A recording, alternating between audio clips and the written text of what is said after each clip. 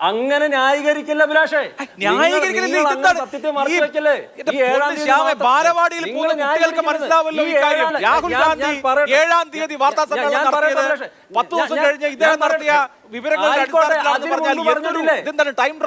രാഹുൽ ഗാന്ധിക്ക്, പ്രതിപക്ഷത്തിന്, മാതൃഭൂമിക്ക്, അഭിലാഷിന് ഈ മുംബൈ ഹൈക്കോടതി വിശ്വാസമില്ലാത്ത എന്താണ്? ശ്രീ പി ശ്യാംരാജ്, ഇന്നിപ്പോൾ തെരഞ്ഞെടുപ്പ് കമ്മീഷൻ ബീഹാറിലെ മുഖ്യ തെരഞ്ഞെടുപ്പ് ഓഫീസർ ഒരു വിജ്ഞാപനത്തിലൂടെ ആധാർ കാർഡ് ഉപയോഗിച്ച് വോട്ടർ പട്ടികയിൽ നിന്നുള്ള ഒമിഷനെ ചലഞ്ച് ചെയ്യാം എന്ന് വ്യക്തമാക്കിയിരിക്കുന്നു. കഴിഞ്ഞ ദിവസമാണ് 65 ലക്ഷം ആളുകളുടെ പേര് വിവരങ്ങൾ പ്രസിദ്ധീകരിച്ചത്. അത് ബ്ലോക്ക് കേന്ദ്രങ്ങളിലും പഞ്ചായത്ത് കേന്ദ്രങ്ങളിലും മുനിസിപ്പൽ കേന്ദ്രങ്ങളിലും പ്രസിദ്ധീകരിച്ചിട്ടുണ്ട്, ആളുകളെ അറിയിച്ചിട്ടുണ്ട്.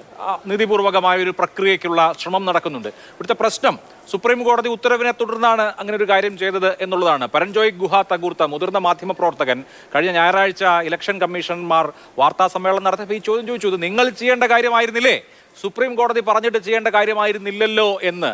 ഇപ്പോൾ സുപ്രീം കോടതി പറഞ്ഞിട്ടാണ് ഇതൊക്കെ ചെയ്യുന്നത് എന്നുള്ളത് തന്നെ നീതിപൂർവകമായിരുന്നില്ല ഈ കാര്യങ്ങൾ എന്നുള്ളതിൻ്റെ വ്യക്തമായ വെളിപാടാണല്ലോ.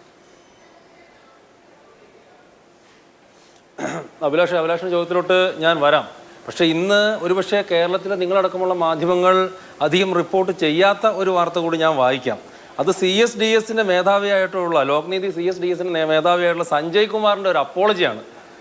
ഈ രാജ്യത്ത് കഴിഞ്ഞ 1-2 ആഴ്ചയായിട്ട് ഈ ഇന്ത്യ മുന്നണിയും ഈ CPM കോൺഗ്രസിൻ്റെ ഒക്കെ മുഴുവൻ ആളുകളും ഈ രാജ്യത്ത് വോട്ട് ചോരി എന്ന് പറയുന്ന ആരോപണം ഉന്നയിച്ചുകൊണ്ട് ഈ രാജ്യത്ത് ഇപ്പോൾ യാത്ര തുടങ്ങുന്നത് അടക്കമുള്ള കാര്യങ്ങൾ ചെയ്തതിൻ്റെ അടിസ്ഥാനം എന്ന് പറയുന്നത് CSDSന്റെ റിപ്പോർട്ടാണ്. ഇന്ന് അദ്ദേഹം പറയുന്നത് ഞങ്ങൾക്ക് തെറ്റിപ്പറ്റിപ്പോയി, മഹാരാഷ്ട്രയിലെ 2 മണ്ഡലങ്ങളിൽ ഞങ്ങൾക്ക് വോട്ട് ചോർച്ച ഉണ്ടായി, വോട്ട് കുറഞ്ഞു പോയി എന്നുള്ളത് ഞങ്ങൾക്ക് തെറ്റായിട്ട് റീഡ് ചെയ്തതാണ് ഇന്ന് അദ്ദേഹം പറയുകയാണ്. എന്ന് പറഞ്ഞാൽ അതിനർത്ഥം രാഹുൽ ഗാന്ധിയുടെ ബംഗളൂരുവിലെ ഓഗസ്റ്റ് 7-ാം തീയതിയിലെ പ്രസ് മീറ്റ് അടക്കം തെറ്റാണ് എന്നാണ്. അതെങ്ങനെ ശരിയാവും ശ്രീ ശ്യാം? അല്ല, അതേക്കുറിച്ച് ഒന്നിലധികമോ വാചകം പറയാം. ഇപ്പൊ താങ്കൾ തന്നെ ശരിയായി സൂചിപ്പിച്ചു, ഓഗസ്റ്റ് മാസം 7-ാം തീയതിയാണ് രാഹുൽ ഗാന്ധിയുടെ പത്രസമ്മേളനം എന്ന്. 2 ദിവസം മുമ്പ് 17/8/2025 സഞ്ജയ് കുമാർ ഈ ട്വീറ്റ് ഇട്ടത്. രാഹുൽ ഗാന്ധി ഒരു വലിയ പഠനം നടത്തി ബംഗളൂരു സെൻട്രൽ മണ്ഡലത്തിലെ മഹാദേവപുര എന്ന അസംബ്ലി കോൺസ്റ്റിറ്റ്യുവൻസിയിൽ മാത്രം ഉണ്ടായിട്ടുള്ള അനോമലീസ് ആണ് ചൂണ്ടിക്കാണിച്ചത്. ഇവിടെ മഹാരാഷ്ട്രയിലെ 2 മണ്ഡലങ്ങളിൽ ലോക്സഭാ തെരഞ്ഞെടുപ്പിന്റെയും നിയമസഭാ തെരഞ്ഞെടുപ്പിന്റെയും വോട്ട് കമ്പയർ ചെയ്തതിൽ പിശകിപ്പോയി, ഞാൻ അതുകൊണ്ട് ആ ട്വീറ്റ് ഡിലീറ്റ് ചെയ്യുന്നു, ആ തെറ്റ് പൊറുക്കണം എന്ന് പറയുന്നതും അതും തമ്മിൽ എന്താ ബന്ധം? രാഹുൽ ഗാന്ധി 7-ാം തീയതി പറഞ്ഞത് അദ്ദേഹത്തിന്റെ സ്വന്തം ഡാറ്റയാണ്. ഇദ്ദേഹം 2 ദിവസം മുമ്പ് പറഞ്ഞ കാര്യം അദ്ദേഹത്തിന് തെറ്റിപ്പോയി എന്ന് പറഞ്ഞ് അദ്ദേഹം ഡിലീറ്റ് ചെയ്യാണ് ചെയ്തത്. അതും ഇതൊക്കെ തമ്മിൽ എന്താ ബന്ധം? എൻ്റെ അഭിലാഷ്, രാഹുൽ ഗാന്ധി 7-ാം തീയതി മാത്രമാണ് ഈ വോട്ടുമായിട്ട് ബന്ധപ്പെട്ട് പത്രസമ്മേളനം നടത്തിയത്. രാഹുൽ ഗാന്ധി 7-ാം തീയതി മാത്രമാണ് നിങ്ങളോടും ഈ രാജ്യത്തെ മാധ്യമങ്ങളോടും മൊത്തം ഇക്കാര്യമായിട്ട് സഞ്ജയ് കുമാർ പറഞ്ഞ കാര്യമല്ല രാഹുൽ ഗാന്ധി പറഞ്ഞത്. ഞാൻ പറയട്ടെ ഈ സഞ്ജയ് കുമാർ എന്തോ ഡിലീറ്റ് ചെയ്തു, രാഹുൽ ഗാന്ധിയുടെ ആരോപണങ്ങളെല്ലാം തകർന്നു പോയെന്ന് വ്യാപകമായി സോഷ്യൽ മീഡിയയിൽ പ്രചരിപ്പിക്കുന്നുണ്ട് നിങ്ങളുടെ ആളുകൾ. വസ്തുതാവിരുദ്ധമാണ്, മണ്ടത്തരമാണ്. അങ്ങനെ അല്ലെന്ന് അഭിലാഷ്, അവിടെ അല്ലെന്ന് ഞാൻ പറയുന്ന കേൾക്കൂ. 7-ാം തീയതിയിലെ പ്രസ് മീറ്റ് മാത്രമല്ല ഇവിടുത്തെ വിഷയം. 7-ാം തീയതിക്ക് മുമ്പ് രാഹുൽ ഗാന്ധി പറഞ്ഞിട്ടില്ല. കോൺഗ്രസ് ഉൾപ്പെടെ രാജ്യത്തിലെ മുഴുവൻ പ്രതിപക്ഷ കക്ഷികളും എല്ലാവരും തന്നെ 7-ാം തീയതിക്ക് മുമ്പ് മഹാരാഷ്ട്രയിലെ തെരഞ്ഞെടുപ്പുമായിട്ട് ബന്ധപ്പെട്ട് എന്താണ് പറഞ്ഞത്? അതിനവർ ആധികാരികമായിട്ടുള്ള രേഖയായിട്ട് എന്തിനാണ് ഡിപ്പെൻഡ് ചെയ്തത്? ഈ പവൻ ഖേര അടക്കമുള്ള ഇവരുടെ നേതാക്കന്മാർ, ഇവരുടെ വക്താക്കളായിട്ടുള്ള ആളുകളടക്കം സോഷ്യൽ മീഡിയയിൽ പ്രചരിപ്പിച്ചത് ഏതാണ്? ഈ CSDSന്റെ രേഖയാണെന്നേ. അപ്പോൾ അതില്ല എന്ന് നിങ്ങൾ എങ്ങനെ പറയാൻ വേണ്ടി സാധിക്കുക? അത് ഇൻവാലിഡ് ആണെന്ന് നിങ്ങൾ എങ്ങനെ പറയാൻ വേണ്ടി സാധിക്കുക? അതായത് 7-ാം തീയതിയിലെ രാഹുൽ ഗാന്ധിയുടെ പ്രസ് മീറ്റിന് ആധാരമായതും അതിനു മുമ്പ് മാസങ്ങളായിട്ട് അവർ ഈ രാജ്യത്ത് പ്രചരിപ്പിച്ചിരുന്നതിന്റെ മുഴുവൻ അടിസ്ഥാനം എന്ന് പറയുന്ന ഈ CSDSന്റെ രേഖയാണെന്ന്. രാഹുൽ ഗാന്ധി, ഞാൻ ആദ്യം വിശദീകരിച്ചല്ലോ, രാഹുൽ ഗാന്ധി ആധാരമാക്കിയത് എന്താണ്? കോൺഗ്രസിന്റെ സ്റ്റഡിയാണ്. അവർ കൃത്യമായി മഹാദേവപുര എന്ന കോൺസ്റ്റിറ്റ്യുവൻസിയെ കുറിച്ച് പഠിച്ച് 1,250,000 വോട്ടർമാർ തെറ്റായ നിലയിൽ ചേർക്കപ്പെട്ടവരാണെന്ന് പറഞ്ഞു. എന്താണ് സഞ്ജയ് കുമാറിന്റെ tweet? Some information on Maharashtra election എന്ന് പറഞ്ഞിട്ട് 2 രാംടെക് എന്നും ദേവാലി എന്നുമുള്ള 2 കോൺസ്റ്റിറ്റ്യുവൻസികളിലെ ലോക്സഭയിലെയും നിയമസഭയിലെയും കണക്കുകൾ തമ്മിലുള്ള അന്തരം എന്ന് പറഞ്ഞ് ഈ 2 ദിവസം മുമ്പ് ട്വീറ്റ് ചെയ്തു. രാഹുൽ ഗാന്ധി പറഞ്ഞതേ അല്ല ഇദ്ദേഹം പറഞ്ഞത്. ഇദ്ദേഹം സഞ്ജയ് കുമാർ എന്ന ആൾ മഹാരാഷ്ട്രയിലെ 2 മണ്ഡലങ്ങളെ കുറിച്ചുള്ള വിവരം അദ്ദേഹം പറഞ്ഞു. അത് തെറ്റാണെന്ന് അദ്ദേഹം പറഞ്ഞിട്ട് അദ്ദേഹം അത് ഡിലീറ്റ് ചെയ്തു, മാപ്പ് ചോദിക്കുന്നു. രാഹുൽ ഗാന്ധി പറഞ്ഞ കാര്യമേ അല്ല അത്. രാഹുൽ ഗാന്ധി പറഞ്ഞത് രാഹുൽ ഗാന്ധിയുടെ ഇൻഫർമേഷനാണ്. അങ്ങനെ ന്യായീകരിക്കില്ല അഭിലാഷേ, ബാലവാടിയിൽ കുട്ടികൾക്ക് മനസ്സിലാവല്ലോ ഈ കാര്യം. തീയതി മാത്രം രാഹുൽ ഗാന്ധി 7-ാം തീയതി വാർത്താ സമ്മേളനം നടത്തിയത് 10 ദിവസം കഴിഞ്ഞ് ഇദ്ദേഹം നടത്തിയ വിവരങ്ങളുടെ അടിസ്ഥാനത്തിലാണെന്ന് പറഞ്ഞാൽ ടൈം ട്രാവൽ മുൻപ് പറഞ്ഞിട്ടില്ലേ മഹാരാഷ്ട്രയിൽ ഞാൻ ചോദിക്കട്ടെ മഹാരാഷ്ട്രയിലെ വോട്ടർ പട്ടികയിൽ കഴിഞ്ഞ തവണ ഉണ്ടായിട്ടുള്ള ലോക്സഭയിലെയും അസംബ്ലിയിലെയും വോട്ടർ പട്ടികയിൽ ക്രമക്കേട് നടന്നു, വോട്ടിൽ ക്രമക്കേട് നടന്നു രാഹുൽ ഗാന്ധി പറഞ്ഞിട്ടില്ല? പറഞ്ഞിട്ടുണ്ട്. കോൺഗ്രസ് പാർട്ടിക്ക് അങ്ങനെ ഒരു ആരോപണമില്ല. കോൺഗ്രസ് പാർട്ടി അതിന് മുൻപും ശേഷവും അത്തരത്തിലുള്ള ആരോപണങ്ങൾ ഉന്നയിച്ചിട്ടില്ല. ആ ആരോപണങ്ങൾ പിൻവലിക്കുന്നത് എങ്ങനെയാ? തെറ്റാണെന്ന് ഞങ്ങൾക്ക് ആർക്കും പ്രതീക്ഷയില്ല. മണ്ഡലങ്ങളുടെ കണക്ക് കമ്പയർ ചെയ്തതിൽ തെറ്റിപ്പോയി എന്ന് പറഞ്ഞാൽ അതിനർത്ഥം മഹാരാഷ്ട്രയിലെ എല്ലാ കണക്കുകളും ശരിയാണ് എന്നുള്ളതാണോ? തെരഞ്ഞെടുപ്പ് കമ്മീഷണറോട് മാധ്യമപ്രവർത്തകർ ചോദിച്ചല്ലോ, നമ്മുടെ തെരഞ്ഞെടുപ്പ് കമ്മീഷണറോട് മാധ്യമപ്രവർത്തകർ ചോദിച്ചല്ലോ, മഹാരാഷ്ട്രയിൽ 6 മണിക്ക് ശേഷം അതായത് ഔദ്യോഗികമായ വോട്ടിംഗ് അവസാനിച്ചതിന് ശേഷം വന്നിട്ടുള്ള ഞാൻ ചോദിക്കട്ടെ അഭിലാഷേ, പ്രകടമായ വർധനവ് അതേക്കുറിച്ചുള്ള ചോദ്യം തെരഞ്ഞെടുപ്പ് കമ്മീഷണർ ഉത്തരവുണ്ടായിരുന്നോ? അഭിലാഷ് പറയുന്നത് ഉപമേധാവിയുടെ ട്വീറ്റ് ഉപയോഗിച്ച് ഈ പറഞ്ഞ കാര്യങ്ങളെല്ലാം അപ്രസക്തമാണ് എന്ന് തെളിയിക്കാൻ പോയ എന്റെ പൊന്നു ശ്യാംരാജ്, നമ്മുടെ നാട്ടിലുള്ള ആളുകൾ സാമാന്യ വിവരമുള്ള പത്രം വായിക്കുന്ന കുറച്ചൊക്കെ കാര്യങ്ങൾ കേട്ടാൽ മനസ്സിലാവുന്ന ആളുകളല്ലേ? എനിക്കും ചോദിക്കാനുള്ളത്. മാതൃഭൂമി മാത്രമാണ് ആളുകൾ കാണുന്നത്, മനസ്സിലാക്കില്ലേ?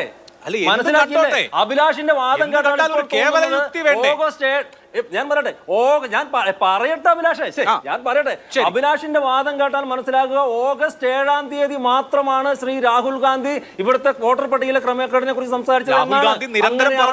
അല്ല, രാഹുൽ ഗാന്ധി അടക്കം ഞാൻ പറയട്ടെ നിങ്ങൾ 7-ാം തീയതിയിൽ അദ്ദേഹത്തിന്റെ പ്രസ് മീറ്റ് മാത്രം എടുത്തിട്ട് അദ്ദേഹത്തെ ന്യായീകരിക്കില്ലേ? അന്ന് മാത്രമല്ല ഇവരുടെ ആരോപണം തുടങ്ങിയതെന്ന്. ഈ മഹാരാഷ്ട്ര അസംബ്ലി ഇലക്ഷൻ കഴിഞ്ഞപ്പോൾ തൊട്ട് തുടങ്ങിയതാണ്. അതിന്റെ തുടർച്ചയാണ് ഇപ്പോൾ വന്നിട്ടുള്ള ആരോപണങ്ങളും. മഹാരാഷ്ട്ര അസംബ്ലി ഇലക്ഷനുമായിട്ട് ബന്ധപ്പെട്ട് ഇവർ ആധാരമാക്കിയത്, ഇവർ ബേസ് ചെയ്തത്, ഇവർ സോഷ്യൽ മീഡിയയിൽ പ്രചരിപ്പിച്ചതിലെ പ്രധാന രേഖ എന്ന് പറയുന്നത് ഈ CSDS ആയിരുന്നു അഭിലാഷേ. അത് തെറ്റാണെന്ന് ഇന്ന് തെളിഞ്ഞിട്ടുണ്ട്. ഇന്നലെയൊക്കെയായിട്ട് സോഷ്യൽ മീഡിയയിൽ വരികയാണ്. അതാണ് ഞാൻ പറഞ്ഞത്. ശ്യാംരാജ്, രാഹുൽ ഗാന്ധി ഓഗസ്റ്റ് 7-ാം തീയതി മാത്രമല്ല അതിന് മുമ്പും ആരോപണം ഉന്നയിച്ചിട്ടുണ്ട്. ശ്യാംരാജ് പറയുന്നത് ഞാൻ അംഗീകരിച്ചു. ഒരു സ്ഥലത്തെ അല്ല പല സ്ഥലത്തെ വോട്ടർ പട്ടിക സംബന്ധിച്ച് ആരോപണമുണ്ട്. അതിപ്പോ മഹാരാഷ്ട്രയിലെ മണ്ഡലങ്ങളാവട്ടെ, കർണാടകയിലെ മണ്ഡലങ്ങളാവട്ടെ, എന്തിന് കേരളത്തിലെ തൃശ്ശൂരിനെ സംബന്ധിച്ച് പോലും ആരോപണമുണ്ട്. അതെല്ലാം തെറ്റാണ് എന്ന് നിങ്ങൾ എന്ത് അടിസ്ഥാനത്തിലാണ് പറയുന്നത്? രാഹുൽ ഗാന്ധി 7-ാം തീയതി ഓഗസ്റ്റ് മാസം 7-ാം തീയതി വാർത്താ സമ്മേളനം നടത്തി കുറെ കാര്യങ്ങൾ പറഞ്ഞു. അതിനോട് യാതൊരു ബന്ധവുമില്ലാത്ത കാര്യം 10 ദിവസം കഴിഞ്ഞ് ഓഗസ്റ്റ് മാസം 17-ാം തീയതി എന്ന് പറഞ്ഞാൽ 2 ദിവസം മുമ്പ് CSDS ഉപാധ്യക്ഷൻ ട്വീറ്റ് ചെയ്തു. രാഹുൽ ഗാന്ധി പറഞ്ഞതുമായി ബന്ധമുള്ള കാര്യമൊന്നുമല്ല. 2 ദിവസം രാഹുൽ ഗാന്ധി എങ്ങനെയാണ് 7-ാം തീയതി വാർത്താ സമ്മേളനം നടത്തിയ രാഹുൽ ഗാന്ധി എങ്ങനെയാണ് 17-ാം തീയതി പറഞ്ഞ കാര്യത്തെ അടിസ്ഥാനപ്പെടുത്തുക? എന്തൊരു കഷ്ടമാണ്. രാഹുൽ ഗാന്ധിയുടെ വാർത്താ സമ്മേളനം കഴിഞ്ഞ് 10 ദിവസം കഴിഞ്ഞിട്ടാണ് CSDS ഉപാധ്യക്ഷൻ ട്വീറ്റ് ചെയ്തത്. ആ ട്വീറ്റാണ് അദ്ദേഹം ഡിലീറ്റ് ചെയ്തത്. എന്ത് പറഞ്ഞു? CSDS അധ്യക്ഷൻ പറഞ്ഞത് താങ്കൾക്ക് അറിയില്ലേ? 2 മണ്ഡലങ്ങളിലെ വോട്ട് കമ്പാരിസൺ തെറ്റിപ്പോയിന്ന്. ആ ട്വീറ്റിന്റെ കണ്ടന്റ് എന്താണ് അഭിലാഷേ? ചേടാ, അതല്ലേ ഞാൻ പറയുന്നത്. കണ്ടന്റ് എന്താണ്? ഞാൻ വായിക്കാം. അതേ വാദം തന്നെയാണ് രാഹുൽ. വായിക്കൂ. എന്താണ് അദ്ദേഹത്തിന്റെ ട്വീറ്റ്? മഹാരാഷ്ട്ര ഇലക്ഷൻ ഞാൻ വായിക്കാം. Constituency number 59 രാംതേക്ക്, number of voters 2024 Lok Sabha ഇലക്ഷനിൽ 4,66,203. അത് അസംബ്ലി ഇലക്ഷൻ ആയപ്പോഴത്തേക്ക് 2,86,931 കുറഞ്ഞു. അപ്പോൾ 38% അതായത് ഡിക്രീസ്, വലിയ തോതിൽ ഡിക്രീസ് വന്നു. 38% ഡിക്രീസ് ചെയ്തു എന്നുള്ളതായിരുന്നു അദ്ദേഹത്തിന്റെ ഒരു ആരോപണം. അതുപോലെ തന്നെ ദേവാലിയിലും സമാനമായ സാഹചര്യം ഉണ്ടായി. അവിടെ 36% ഡിക്രീസ് വന്നു എന്നുള്ളതായിരുന്നു. ഈ കാര്യം പിന്നീട് പരിശോധിക്കുമ്പോൾ തെറ്റാണ് എന്ന് ബോധ്യപ്പെട്ടു എന്നാണ് CSDS സഞ്ജയ് കുമാർ പറഞ്ഞത്. ഇതും രാഹുൽ ഗാന്ധി പറഞ്ഞ വസ്തുതകളും തമ്മിൽ എന്താണ് ബന്ധം? എന്താർത്ഥം? രാഹുൽ ഗാന്ധി എന്താണ് പറഞ്ഞത്? രാഹുൽ ഗാന്ധി പറഞ്ഞത് എന്താണെന്ന് അങ്ങേക്ക് അറിയാലോ. കഴിഞ്ഞ നിയമസഭാ തെരഞ്ഞെടുപ്പിൽ മഹാരാഷ്ട്രയിൽ അന്തരം ഉണ്ടായിട്ടുണ്ട്, ക്രമക്കേട് ഉണ്ടായിട്ടുണ്ട്. അത്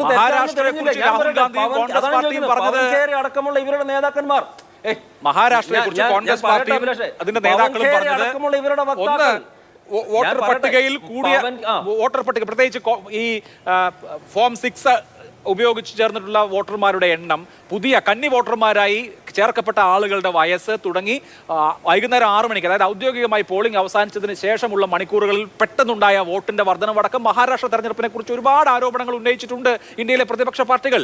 CSDSന്റെ അധ്യക്ഷൻ, ഉപാധ്യക്ഷൻ 2 മണ്ഡലങ്ങളിലെ അവരുടെ കാൽക്കുലേഷൻ തെറ്റിപ്പോയി, കമ്പാരിസൺ തെറ്റിപ്പോയി എന്ന് പറഞ്ഞതുകൊണ്ട് ഈ ആരോപണങ്ങളെല്ലാം അപ്രസക്തമാവുകയാണ് എന്ന് എങ്ങനെയാണ് പറയാൻ കഴിയുക? ശ്യാം, തെരഞ്ഞെടുപ്പ് കമ്മീഷനോട് മഹാരാഷ്ട്രയുടെ കാര്യം മാധ്യമപ്രവർത്തകർ എണ്ണി ചോദിച്ചപ്പോ മൗനമായിരുന്നു മറുപടി. നമുക്കറിയാം, തെരഞ്ഞെടുപ്പ് കമ്മീഷന് എക്സ്പ്ലെയിൻ ചെയ്യാൻ കഴിയാത്ത വിഷയമാണ് ഇന്നും ഈ നിമിഷവും. അത് ഈ അടിസ്ഥാനരഹിതമായിട്ടുള്ള ആരോപണങ്ങൾ ഉന്നയിച്ചാൽ എന്ത് പറയാനാണ്? അതിന്റെ അടിസ്ഥാനം എന്താണെന്ന് വിശദീകരിക്കണം. തെരഞ്ഞെടുപ്പ് കമ്മീഷൻ തുടക്കത്തിൽ തന്നെ പറഞ്ഞ എന്താണ്? 3-4%. തെരഞ്ഞെടുപ്പ് കമ്മീഷന്റെ തുടക്കത്തിലെത്തുന്ന അഭിപ്രായം എന്താണ്? അവരുടെ പ്രസ്താവന എന്തായിരുന്നു? 3-4% വോട്ടുകൾ കൂടിയിട്ടുണ്ടാവാം, അതിൽ കൂടുതൽ മഹാരാഷ്ട്രയിൽ കൂടിയിട്ടുണ്ടാവില്ല എന്ന് തന്നെയല്ല പറഞ്ഞത്. ഞാനൊരു കാര്യം ചോദിക്കട്ടെ അഭിലാഷേ, രാഹുൽ ഗാന്ധിക്ക്, പ്രതിപക്ഷത്തിന്, മാതൃഭൂമിക്ക്, അഭിലാഷിന് ഈ മുംബൈ ഹൈക്കോടതി വിശ്വാസമില്ലാത്ത എന്താണ്? ഇന്നലെ സുപ്രീം കോടതിയിൽ നിന്ന് വന്നിട്ടുള്ള നിർദ്ദേശം എന്താണ്? വിധി എന്താണ്? ഈ വിഷയമായിട്ട് ബന്ധപ്പെട്ട് മഹാരാഷ്ട്രയിലെ വോട്ട് ക്രമക്കേടുണ്ടായി എന്നുള്ള വിഷയമായിട്ട് അവരുടെ നിലപാട് എന്തുകൊണ്ടാണ് കോടതി അത് തള്ളിയത്? സമയം മെനക്കെടുത്തത് പൊക്കോണെന്നാണ്.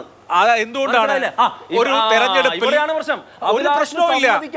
45 തെരഞ്ഞെടുപ്പ് കഴിഞ്ഞാൽ നിയമം അനുസരിച്ച് തെരഞ്ഞെടുപ്പ് ഡിസ്പ്യൂട്ട് 45 ദിവസത്തിനകം ഹർജി കൊടുക്കണം എന്നുള്ളതാണ്. അവിടെ സമയപരിധി പാലിക്കപ്പെട്ടില്ല. സ്വാഭാവികമായും കോടതി അതിന് മെറിറ്റിലേക്കല്ലല്ലോ പോയത്. ഇപ്പൊ മനസ്സിലായില്ലേ?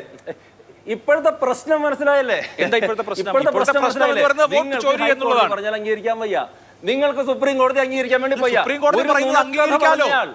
ഒരു നുണക്കഥ പറഞ്ഞാൽ അയാളുടെ നുണക്കഥകൾ പൊട്ടിപ്പൊളിഞ്ഞു എന്ന് സുപ്രീം കോടതി പറഞ്ഞത് അംഗീകരിച്ചത് കൊണ്ടാണല്ലോ ബീഹാറിന്റെ chief election officer Vinod Singh Gujiyal ഇന്ന് പുതിയ വിജ്ഞാപനം ഇറക്കിയത്. സുപ്രീം കോടതി പറഞ്ഞാൽ അംഗീകരിക്കാം. അപ്പോൾ സുപ്രീം ഒരു തെരഞ്ഞെടുപ്പ് കേസിൽ ഇപ്പോൾ ഒരാൾക്ക് ഒരു തെരഞ്ഞെടുപ്പിനെ കുറിച്ച് ആക്ഷേപമുണ്ടെങ്കിൽ ആ തെരഞ്ഞെടുപ്പ് കേസിൽ സമയപരിധി ഉണ്ട്.